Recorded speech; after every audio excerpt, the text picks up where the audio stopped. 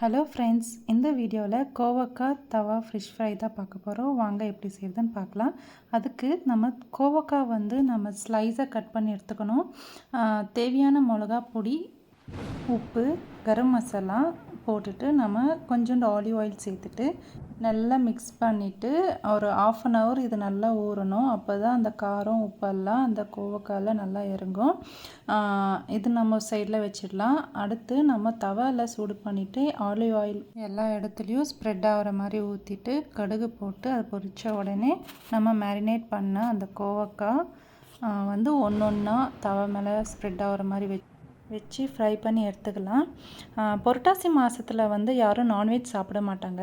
அந்த டைமில் நம்மளுக்கு நான்வெஜ் சாப்பிட்ணுன்னு விருப்பப்பட்டால் இந்த கோவக்காய் ரெசிபி செம்மையாக இருக்கும். ஏன்னா இந்த கோவக்காய் ரெசிபி ஃபிஷ் ஃப்ரை சாப்பிட்ட மாதிரி ஃபீல் கொடுக்கும், அதே டேஸ்ட்டு கொடுக்கும். நீங்களும் வீட்டில் இதே மாதிரி ட்ரை பண்ணி பாருங்கள். அதுவும் இல்லாமல் வெளியே ஹெவியாக மழை பெஞ்சிட்டு இருக்குது. இந்த டைமில் இந்த ரெசிபி சூப்பராக இருக்கும்.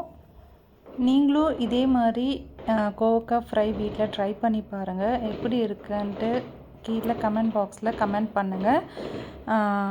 ஓகே ஃப்ரெண்ட்ஸ், இதே மாதிரி இன்ட்ரெஸ்டான வீடியோ உங்களை நான் அடுத்த வீடியோவில் சந்திக்கிறேன். அன்டில் தென் பாய்.